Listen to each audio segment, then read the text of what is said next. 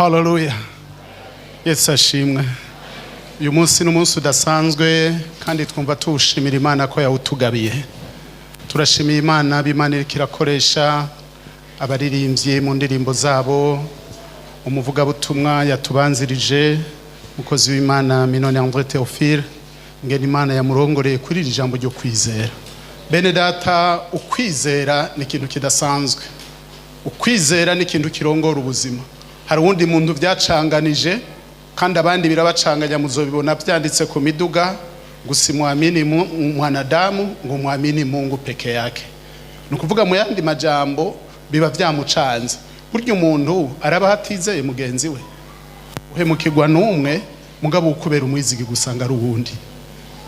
Uwundi muntu yavuze asanze habaye accident naha hepfo kuri rond point, hanyuma abibonye umuntu yagize isanganya yari umushoferi wa Coaster, abonye ingene Coaster yisha abantu, umushoferi arapfa, bariko bakura yari abantu bariko bakura inyama za fyondanye mu yandi majambo batakira abantu. Abibonye ashafata permis yiwe aratabagura ngo jewe akasakazi nzorinda mpa ntasubiye kugira mu muduga. Ndababajije ico ciyumviro burya yari yaciyumviriye neza kuko nabari bahejeje gufyondwa n'umuduga, ivyabashikanye kwa muganga wari umuduga. Rero haraho umuntu bimucanganye ngo sitamwamini mwanadamu ngo ntamwamini Mungu peke yake.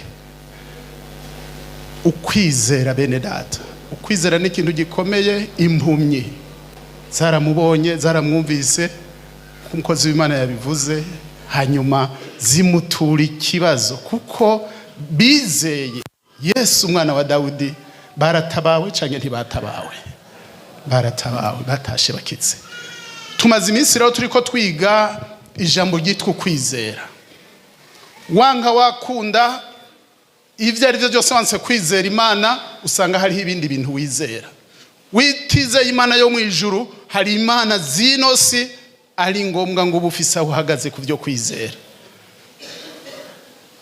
Tumaze iminsi rero twiga iri jambo ryitwa kwizera. Ni ijambo ryagutse, ndaryigishije hari kwigerekerezo rya 5 ukwezi kw'icenda muri uyu mwaka nyene, hanyuma nkaba nasozereye iki cigwa kwigerekerezo rya 14 muri uku kwezi nyene.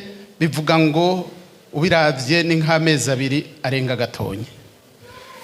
Amajambo twigishije amezi 2 biragoye ko umuntu yoyapfunyapfunya ngo yagira incamake ishengero ngo rironke ivyo abantu baronse, abo twajanye uru rugendo kugira ngo nshobore kubiguhereza vyogorana cane. Hano hariho abantu bize ibintu bita kugira resume y'ikintu, kuvuga ngo incamake yiba vyarakozwe. Harabahinga boshobora kuba bandusha, mugabo nagomba ndakubwire ko nagomba dusangire gusa gitonyi co mu vyo nahisemwo kugira ngo dusangire n'ishengero. N'ayabandi vyonse nahandi vyonsaba amayinga yobashika nkane canke 5 kugira ngo mvuge yuko twagerageje guhamvya ivyo twasangiye n'abashoboye kutwumviriza mu kiringo kingana n'ico mpejeje kuvuga. Ukwizera rero twagufatiye ku ijambo riri mu gitabo c'Abaheburayo igice ca 11, dusoma ujya murongo umwe gusa. 11 umurongo wa mbere. Ku Abaheburayo, gitabo c'Abaheburayo 11 umurongo wa mbere, havuga ngo ukwizera nukumenya rwose ivyizigirwa, udakekeranya ngo ntibizoba, kandi bitabonwa nivyo kubitumenyesha ko ari ivy'ukuri. Ubonamwe ibintu bishika nka 3 muri ayo majambo. Ukwizera kwari ukumenya rwose ivyizigirwa. Ivyo vyizigirwa nibiki? Ni ivy'Imana yavuze. Ivyo vyizigirwa nibiki? Twavuze ko abantu bashobora guhemukiranira, umuntu akakubwira ibintu ntabwo umwizigirwa muri vyo, mugabo ndakubwire ngo hari udahemuka, hari utabesha, hari utavuga ngo asubiremwo ngo nihenze. Ni Imana yonyene yo mu ijuru yitwa umwizigirwa. Yarabivuze, iryo yavuze ntihavamwo n'akanyuguti, irindi jambo ryayo ikarizigama kugira ngo irishitse. Ikindi ubona muri uyu murongo ngo udakekeranya ngo ntibizoba. Abantu bakekeranya mu vy'Imana yavuze baba bafise ingorane bene data. Aha uyu mwanditsi ariko aravuga ivyo ababaye abahizi mu kwizera, uraza kubona hera kuri uko kwizera. Ubwa mbere ari ukumenya gose ko Imana ari umwizigirwa, kabiri ukamenya udakekeranya ko ivyo yavuze ari ngombwa ngo izibishitse, gatatu kandi bitabonwa niko kubitumenyesha ko ari ukuri. Ibitabonwa niko kubitumenyesha. Ubu turafise umuntu wese arafise ivyazi ku Mana, arafise ivyo yabonye. Ivyo twabonye vy'Imana ni ivyo yaremye, ni ivyo yavuze turabibona, mugabo hariho ibindi tutarabona. Kandi ivyo tutarabona nivyo bigize ibanga ry'Imana bene data. Ivyo navyo utizeye birakugora. Utivezeye uko kwizera kutizigira ivy'Imana yavuze. Yakobo we avuga ngo n'abadayimoni uko baragufise.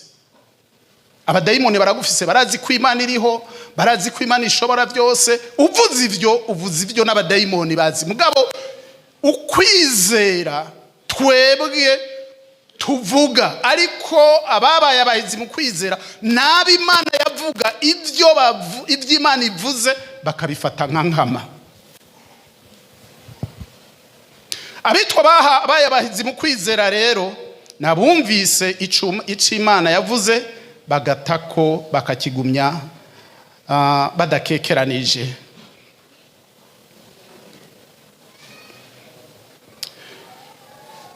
Kugira ngo ikicirwa Imana ikiduhishurire canke ikiduhe byavanye na ryari canke byashitse ryari. Muribuka ko hari kwigerekerezo rya 2025 ukwezi k'umunani 2024 ni muri uyu mwaka nyene turimwo, n'igihe twatangura ibijanye n'inyubako y'urusengero, aho tubona ingene twarongowe n'ijambo ry'Imana riri mu ngoma ya kabiri, mu gice ca kabiri umurongo wa 5. Ingoma ya kabiri igice ca kabiri umurongo wa 5, Bibiliya ivuga ngo kuri uwo murongo, kandi iyo ngoro agomba kubaka ni nini, ati kuko Imana yabo aragakomeye isumba izindi mana zose. Uyo murongo niwo waturongoreye muri ico gikorwa. Uyo murongo twarawuririmbye turavuga ko ingoro tugomba kubaka. Uyu yari Salomo yagomba yubaka ingoro y'Uhoraho, ico se Dawudi atari yaremerewe. Yaratse kwemererwa kubaka ingoro kubera iki? Dawudi nivyo yarafise amasezerano menshi, mugabo kuko yagwanye intambara nyinshi agasesa amaraso menshi, Uhoraho yaramubwiye atoya, wewe ntiwonyubakira ingoro, reka kizogikorwe n'umuhungu wawe. Salomo rero aha ntiyari bwo ab'umwami igihe ayo masezerano yamubako. N'ivy'Imana yari yarasezeraniye Dawudi, mugabo ikagomba kubishitsa biciye mu mwana wiwe Salomo. None ico Imana yambishuriye kijya gihe gifatiye ku bantu twagiye turayaga, navuze ntaba abantu barashobora kuba bafise, harimo abantu bazima mu ishengero, hariho abandi bantu bazima mugabo bafise akamuga kanaka, abandi n'abantu bameze nk'abatazi ico bariko barakora. Kuko aha hantu uraza kubona mu bo twaganiriye, uraza kubona bakiriye ayo masezerano, duhamagariye ishengero ati nimuze twubake. Hariho abavuze bati nyarutsa, mwari mwaratevye, tubwire dutangure. Abandi batanguye kuzana uburyo bwabo bwo kugira ngo buzokora ico gikorwa tutarana harya kugurura mu buryo bugaragara, mu buryo buri officiel. Abagira kabiri twayaze bavuze ati iki kintu ni ikintu gikomeye gose, kugira ngo tuzogishobore biragoye, bizodufata umwanya. Abo n'abagira kabiri biyumviriye gutyo, kandi abo bose ivyo biyumvira kwa rukuri. Mugaba ba gatatu bo bavuga bati, abo nabubahutse kuvuga, ugasanga bavuga ngo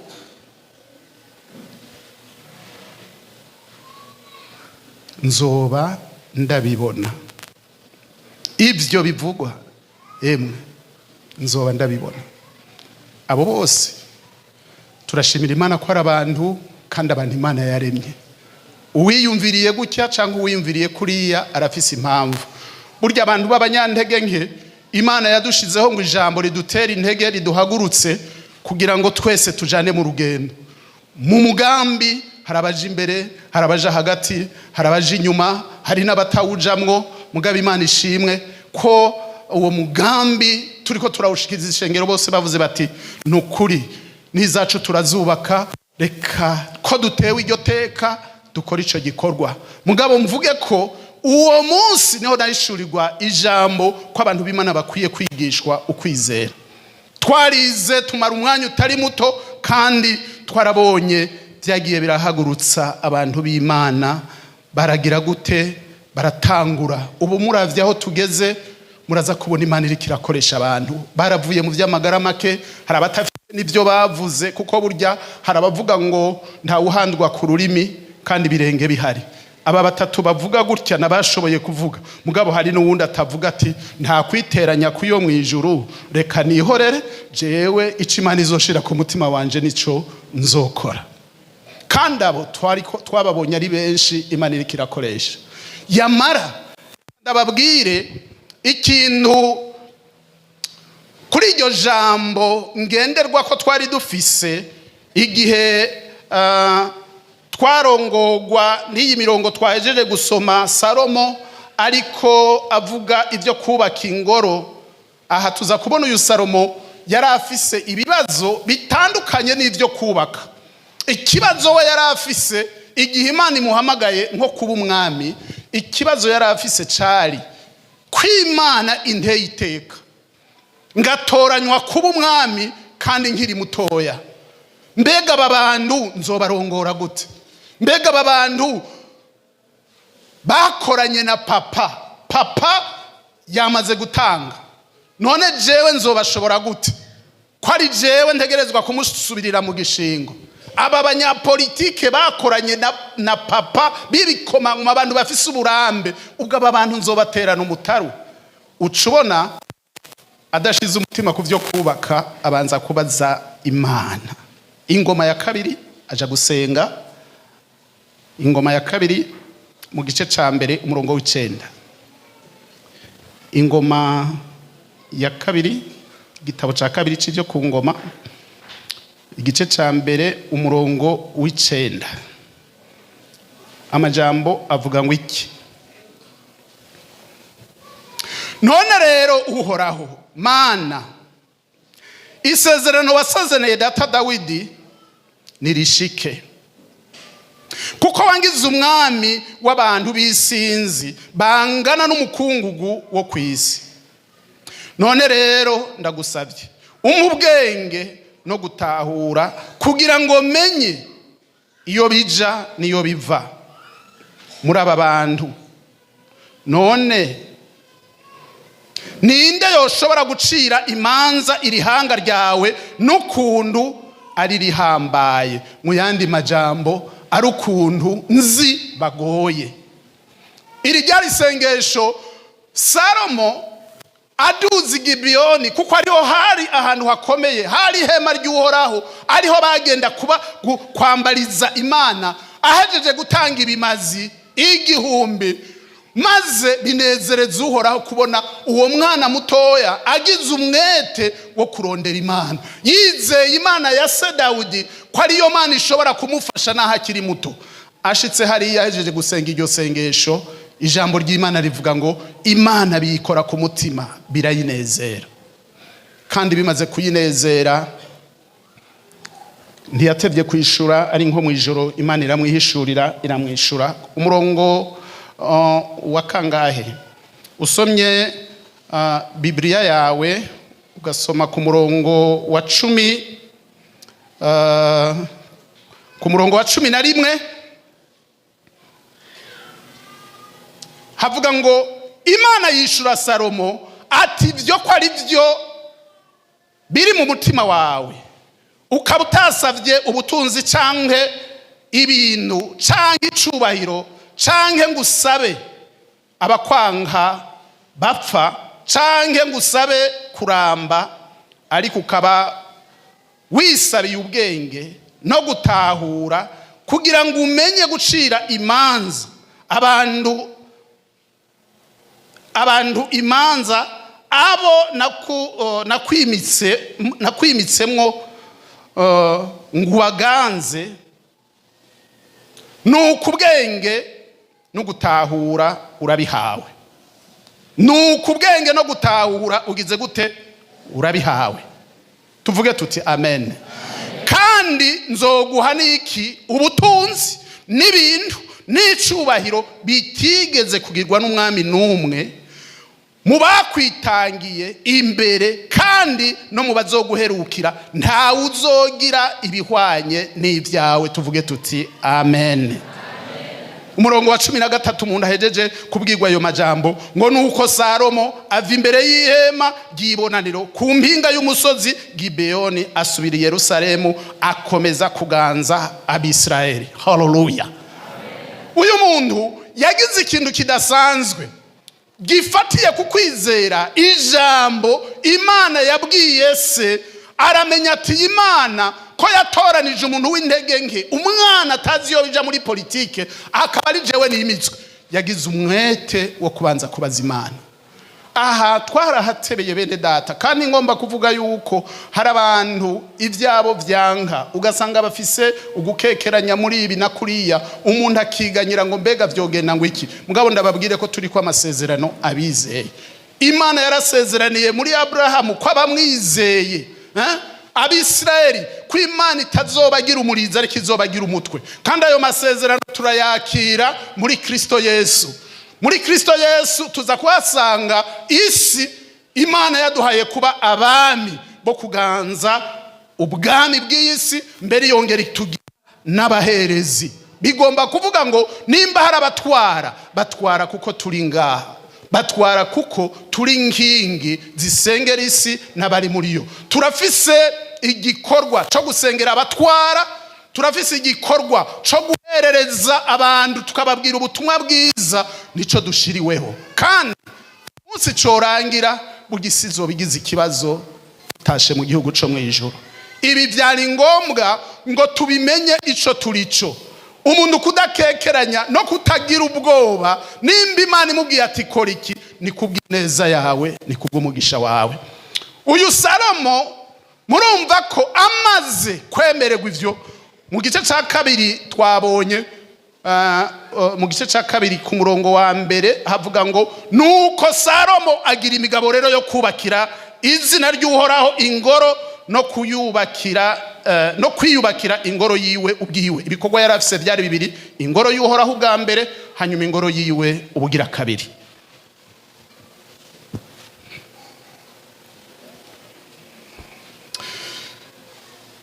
Irindi sezerano tuza kubona ngaha, kumbure abo twafatanije mu mwanya warenganye, umwanya waduheranye, mugabo ntitwashobora guhanzya ikintu. Navuga nti bene data tuza kubana mu ikoraniro rya kabiri, ni vyiza ngo bamenye iyo ngoro yari iyo gukora iki.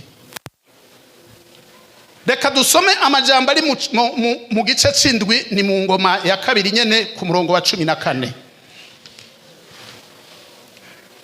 Mu gice c'indwi umurongo wa 14.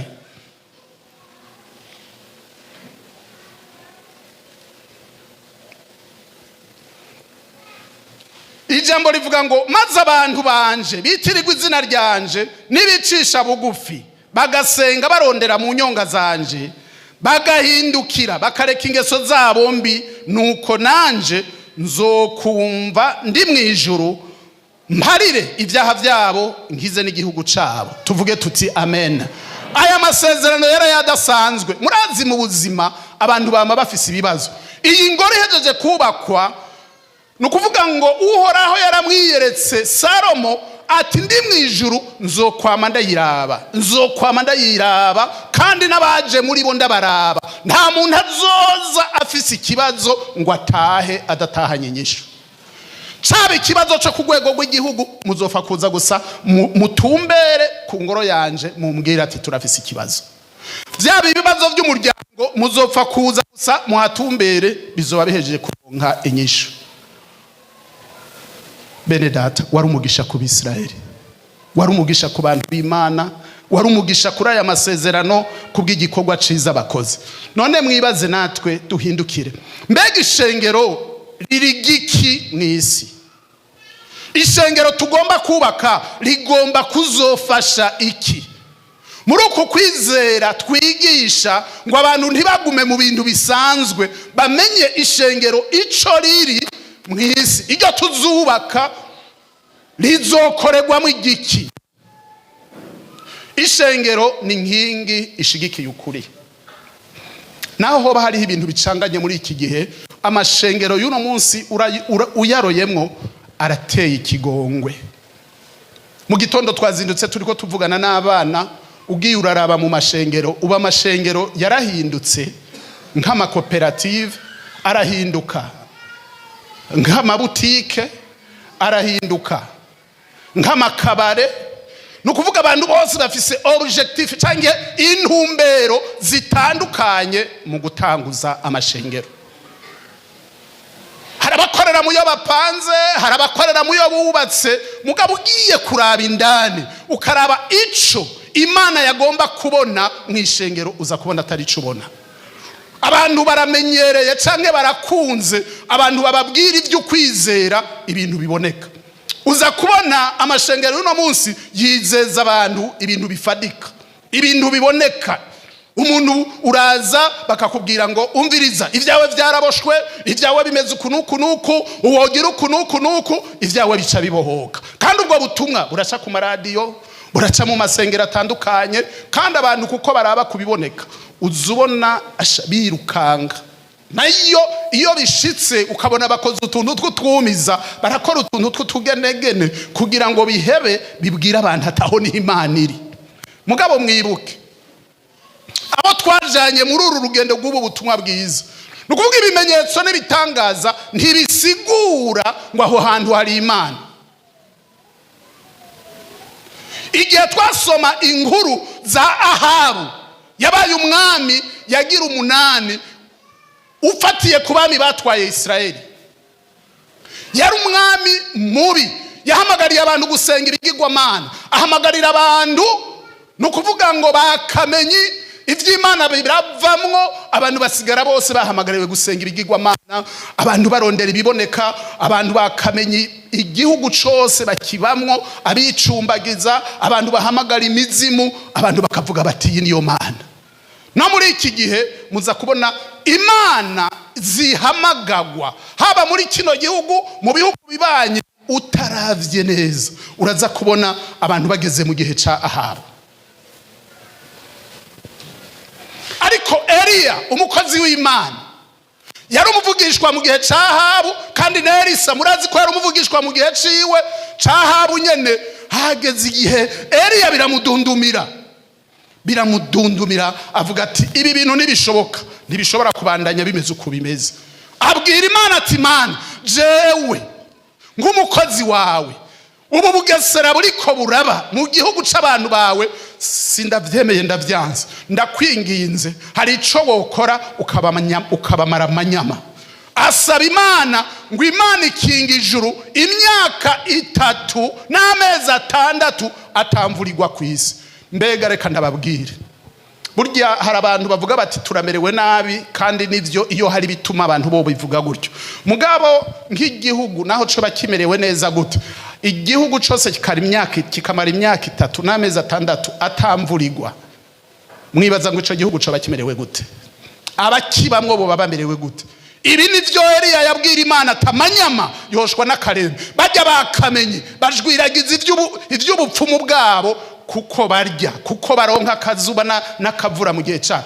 Asaba Imana ati Imana ndakwinginze ntibongere kuronka nima, ntibongere kuronka n'igicu babona ku ijuru. Imana irakinga ijuru, iyo myaka irangira abantu bamerewe nabi. Ucumubona Ahabu kuko yaramenye ko ari Eliya bigize, atangura kumuhiga. Nari yari yahize abavugishwa benshi, muribuka Eliya ariko arahunga ashitse munsi y'igiti c'umurotema akavuga ati Imana ivyanje birangirire ngaha. Muribuka ingene Imana yakoresheje ibikona, igakoresha umugezi yari yahungiyeko akaronka utwo kurya, azaniwe n'ibikona beneda. Ibikona bikagaburira umukozi w'Imana. Hari ibintu bidusiga mu bwenge. Burya ninde muntu yokwizigira ko igikona cofata urugendo kijanye inyama gishiriye umukozi w'Imana? Ninde muntu yokwemera yuko igikona cofata umutsima kigashira umukozi w'Imana? Ibi bintu birarengeye ubwenge bwacu. Igikona gikunda inyama kubi. Mugabe igikona Imana ikibwiye ati shira uriya mukozi wanje, kikubaha ati je respect, ndubashe Mana, kikagurukana inyama mu kanwa kigashira umukozi w'Imana. Yarabayeho. Bibiliya iratwereka ingene ico kiringo cose caheze Eliya amerewe neza, agaburirwa n'ibikoko. Ukwizera kwa Eliya kwari ukugira ngo Imana yo mu ijuru igarukana icubahiro cayo.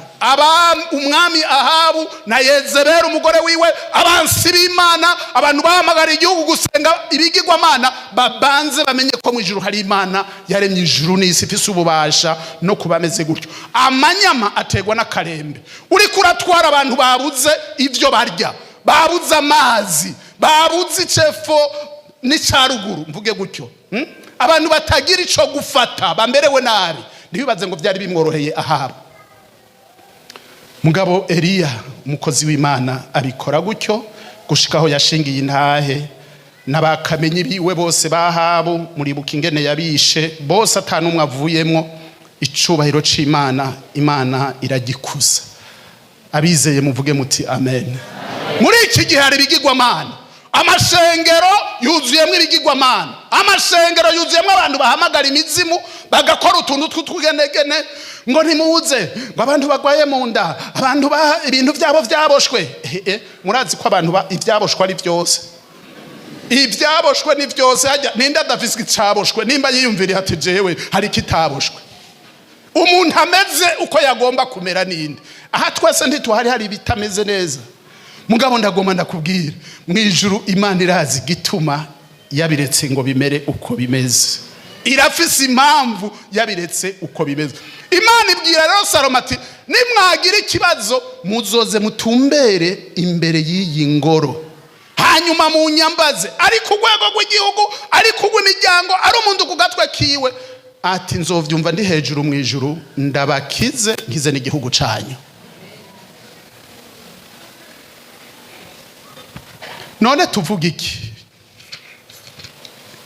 Muri iki gihe muraza kubona abantu ibintu barimwo bitajanye n'ubutumwa bwiza na gatonyi.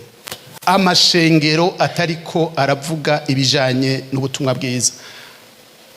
Abaroma igice ca mbere. Abaroma igice ca mbere.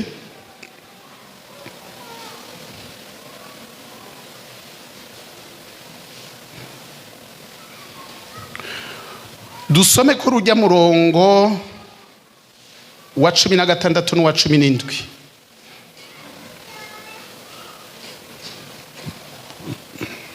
Ubutumwa icarico.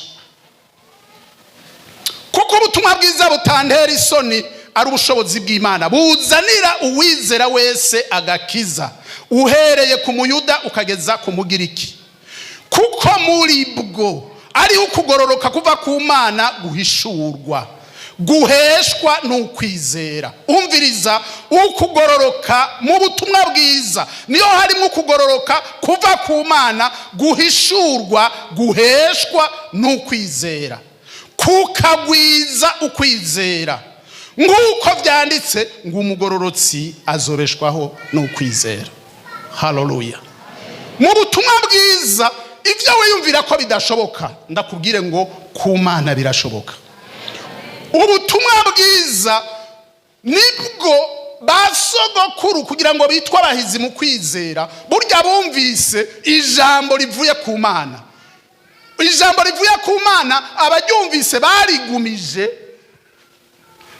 nkirivuzwa n'Imana itabesha, barigumije n'amaboko yose kandi uko haba ibyo ibimeze nk'ibibazungabanya canke ibibahushagirisha baramenya ati ntaco Imana yaravuze, kandi yaravuze ntacashobora guhindura ico Imana yavuze. Uwa mbere ngaha yagumije ico Imana yavuze mu gihe ciwe ninde? Soma hepfo gatonyi ku murongo wa 11. No, aho tugiye ni reka tusimbe muri cacete cacu c'Abaheburayo. Muri cacete cacu c'Abaheburayo dusimbe ku murongo mu gice ca 11.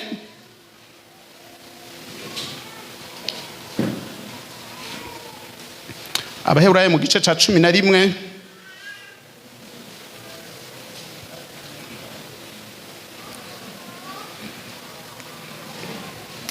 umurongo wonyene umwe w'indwi.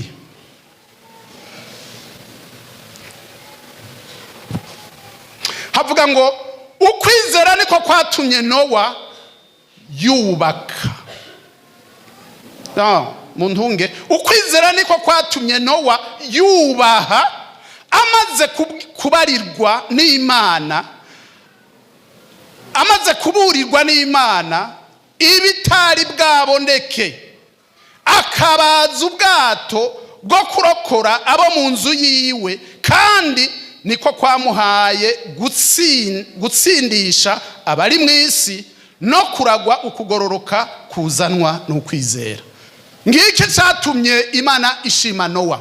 Igihe Imana imubwiye ati hari imvura izogwa, kuva imbere y'umwanya ntaho Nowa yari yarigeze yumva imvura, kandi n'abico gihe ntaho bari bwo bigere bumva ikintu citwa imvura. Mugabo Imana iramuhishurira kubw'ubugome n'ubugarariji, ubusambanyi bwari mu gihe ciwe, ubwononyi bw'ubwoko bwose, abagabo batacubaha ico Imana yavuze, basigaye babengukana, abagore ukunduko, abana basigaye babaye ibigaba ku rugezo rwo hejuru, bameze nk'uko tubona uyu munsi ibintu bimeze. Imana iramubwira ati jewe ndabirambiwe, umviriza Nowa, baza ubwato, ndamaramaje guhana abantu n'ibintu vyose, ndamaramaje ikiri mu isi cose, ndamaramaje kugikuraho. Nowa ntiyabifashe nk'ibisanzwe, yategerezwa kuvuga ubutumwa no kubwira abantu ivyo bariko barakora vy'ubumaka, ivyo bariko barakora vy'ubugesera, ko hari Imana imaramaje gusuka imvura ku isi kandi izoza nk'igihano. Abantu bamwe barabifashe nk'ibisanzwe, bamwe baramufasha umwanya kanaka, abandi bagereranije aterega umuntu yahaye avuga yashaje, ntibaza ko yacanganyikiwe, baramuva inyuma. Urabona abandanya akora ico Imana yavuze. Igihe carageze, ifirimbi iravuga. Bibiliya yawe niyanje niwayisoma ivuga ngo harafungutanye, abantu barabona ibintu bidasanzwe, igicu kigomba kuvamwo imvura, barabona taha umwijima urubikiza, haratangura kugwa imvura. Iyivuye hejuru, Bibiliya ivuga ngo ayandi mazi apumuka avuye mu kuzimu. Bene data, hari ibihe bigoye aho abantu imvura yaguye iminsi 40 n'amajoro 40 gushika hata kintu na kimwe gifise ubuzima cashoboye kubandanya kubaho.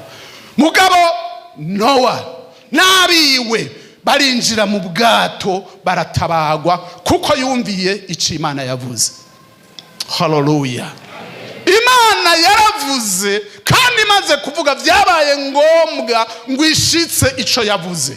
Irimara ishavu ku bantu bayirakije, irokora Nowa wenyene, yabaye uwizeye ico Imana yavuze n'umuryango wiwe bararokoka.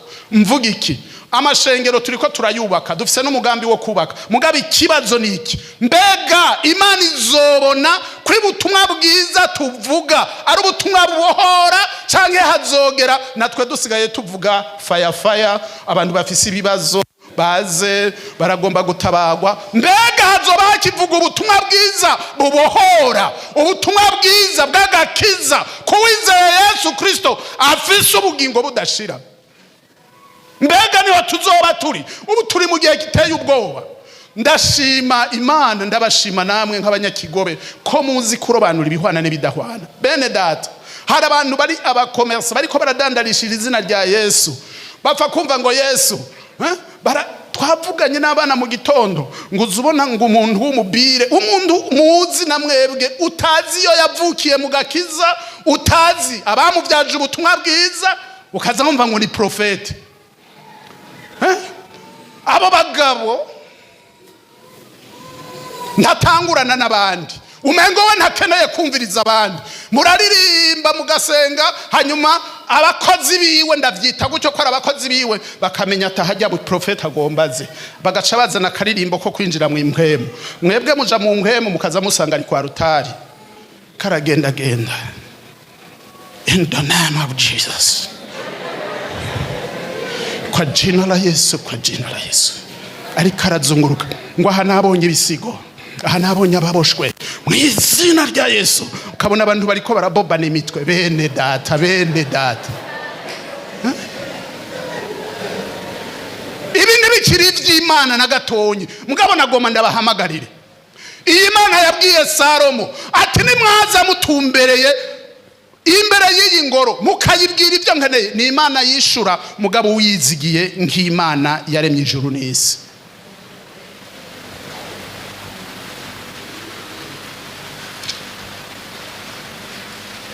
Twebwe ibyo twizera ntidushira umutima kubiboneka. Mu ntunge ngende mpejeje ubutumwa bwiza, naho umwanya mbona undengananye mu nkundira yasigaye 200 ngomba ko dusoma hanyuma duheze. Twamaze urugendo rw'amezi 2 turiko twigishanya ibi, aho ngomba ngo ibikorwa tugomba gukora byose byari byo kubaka ingoro y'Imana. Hanyuma ikiba gisigaye nuko abera bacungera ukwizera kukuri, ukwizera kwa basogokuruza. Abantu ntibivange n'ibyo tubona, cyangwa ngo abantu ngo bavuge ngo hari Imana. Izo mana ni Zahabu, izo mana ni za Yezebeli, ntabwo ari Imana z'uwaremye ijuru n'isi. Kandi Eliya yarabimenye, aragenda impari niyo ntakebwa y'umwami gushikaho yavuye ku ngoma.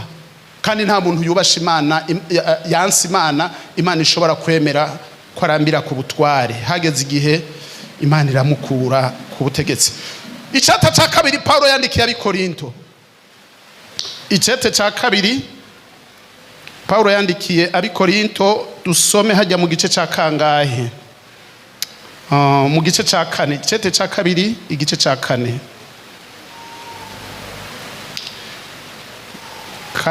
umurongo wa 13 n'uwa 15 havuga gute?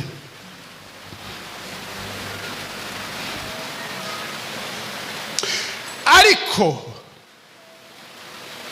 dufise uwo mutima wizera uboneka mu vyanditswe, ngo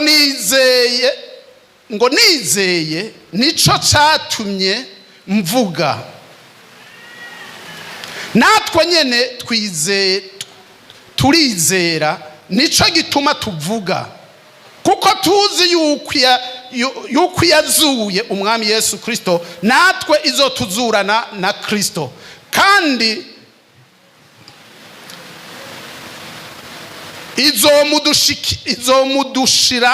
izomudushira twe namwe. Kuko ivyo byose biba ku bwanyu, kugira ngo ubuntu bw'Imana bwongeranishwe n'ukugwira kw'abantu, bugwize ishimwe ngo ritere Imana icubahiro. Dusimbe dusome ku murongo wa 18 munsi yaho gatonyi, havuga ngo natwe ntituraba kubiboneka, ariko turaba kubitaboneka, kuko ibitaboneka ari byo by'ibihe, kuko ibiboneka ari iby'igihe gito, ariko ibitaboneka bikaba iby'ibihe bidashira. Uyu ni Paulo aha yavuga ukwizera kutumenyesha ibitaboneka. Bene data, hari ibiboneka abantu babona bikabakanuza amaso, mbere abandi bikabatirimutsa, mugabe iyo tuja mu bitaboneka, ivyo bitaboneka nibihoraho, nivyo tuzokwamamwo. Nimba Yesu yabujije abigishwa biwe ivyo kuganza n'ivyo gutwara, Yesu akabuza abigishwa biwe ivy'ubukuru n'ivy'icubahiro, Imana ntiyobewe ko tubikeneye. Igihe cacu kizogera, ni ngombwa ngo tuzotware tuganzanije na Kristo.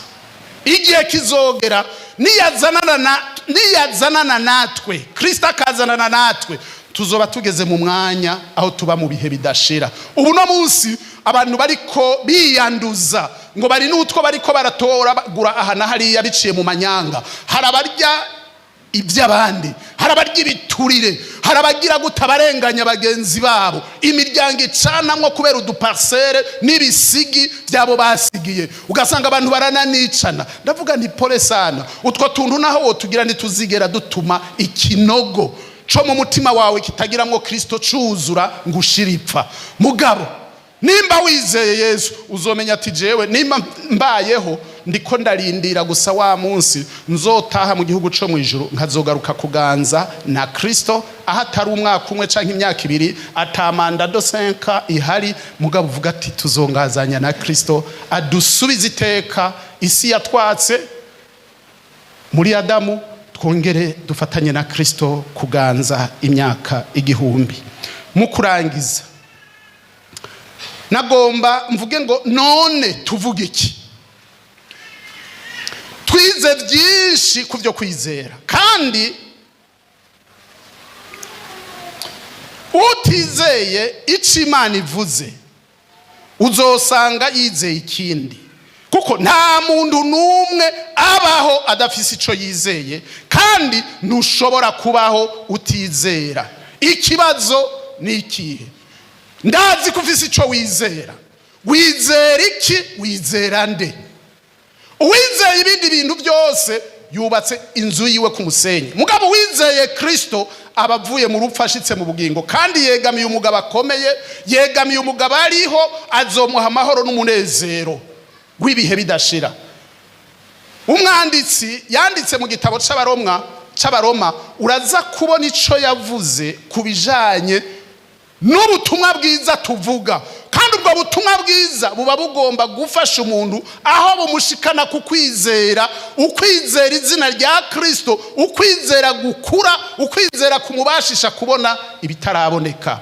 Abaroma 1:18, aho niho turiko turashira dusozera. Ndasoma naho kumbure atabindi byinshi nza gusigura kuri iyo mirongo 18. Umwanditsi avuga ngo uburake bw'Imana bwarahishuwe buvuye mu ijuru, ubwirakira ukutubaha Imana kw'abantu kose no kugabitanya, banyikirisha ukuri ukugabitanya kwabo. Bibiliya ivuga ngo uburake bw'Imana bwarahishuwe, kuko abantu umviriza ku 19, kuko ivyo umuntu yomenya by'Imana byerekanwa muri bo, Imana ariyo yabiberetse, kuko ibitaboneka byayo ari byo bushobozi bwayo budashira, n'ubumana bwayo biboneka neza uhereye ku kuremwa kw'isi, bimenyekanishwa n'ivyo yaremye kugira ngo ntihagire ico bireguza. Bene data ndacimana idakorera bo mwisi, naho bahitamwo kuyigarariza mugabe izobahana kandi ryohewe. 21, kuko bamenye Imana ntibayubahe nk'Imana, ntibayishime, ariko bacitse abayumvira ivy'ubusa, imitima yabo y'imburabwenge icura umwiza. Bise abanyabwenge bacika ibipfu, icubahiro c'Imana idapfa baragikaba ngo basenge ibishushanyo bisa n'umuntu apfa, n'ivy'ibiguruka n'ivy'ibigenza amaguru ane n'ivy'ibikwega inda hasi. Nico catumye Imana ibaheba ngo bakore biteye isoni, bumvire ivy'imitima yabo yipfuza, bonone imibiri yabo, kuko kuri kw'Imana bagukavye ibinyoma, bagasenga, bagakorera icaremwe, bakakirutisha yakiremye. Niyo yonyene ikwiye gushimwa ibihe bidashira. Tuvuge tuti amen. Bene data, ndavuga ngo wanka bangwe ntiwanka zana ndabe. Iyo hari ubutumwa bwiza bubohora ubwansi, hari umwijima, hari abadayimoni, hari isi y'umwijima izokugota, kuko wansi ukuri ukanka kukwizera, Imana izoreka haza umujimagiza, hanyuma ugende nk'utazi yaja, ugende nka Ahabu yasigaye agenda atazi yaja akagwanya iyo adashobora. Icomba umuntu wese ari ngaha, akamenya kukwizera ari ukumenya neza udakekeranya ibyizerwa ibyizigirwa udakekeranije ngo ntibizoba kuko bitaboneka by'Imana yacu nivyo vyerekana ko ari ukuri.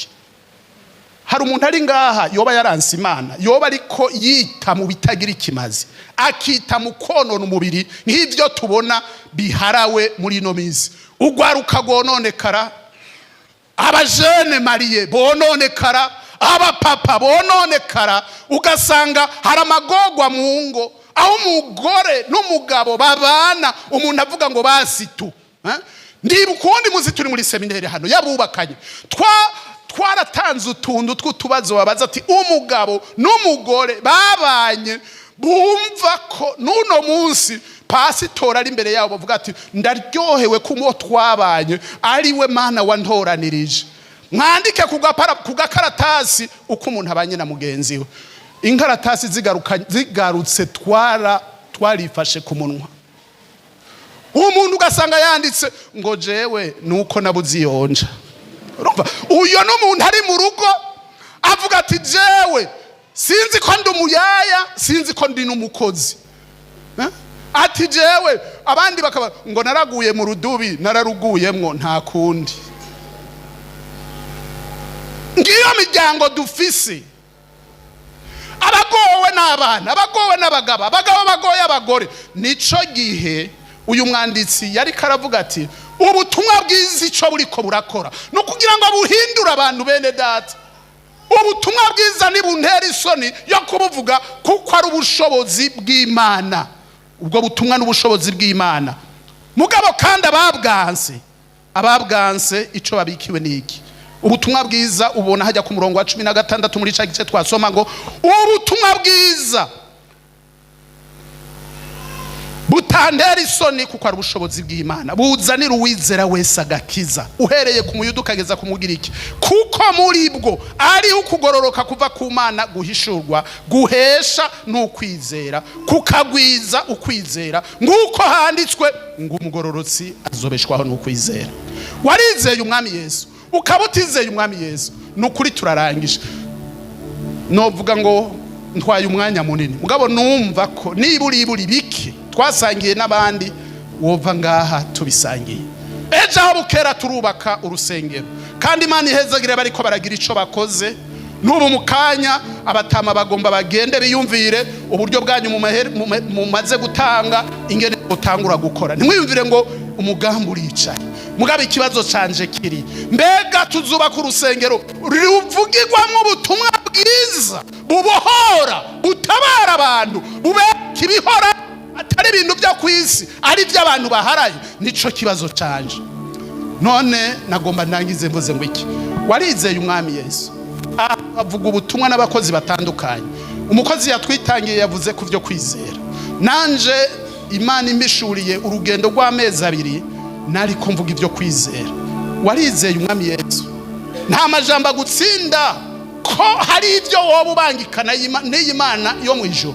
Ndakubwire kwikuza iyo umuntu yaza umuco abahise mu mwijima. Umutama minsi ijana umutama twakoranye umwanya utari muto, mugabo yarafise kandi ahora tubwira ati murazi burya iyo umuntu umuco urashe akawubona imbere yiwe, iyo ari karagenda aje yuri ukomeza kumumurikira, mugabo uteye ibitugu intambuko yose ugira uje y'umuco utari uja mu mwijima kandi wumuzitanya.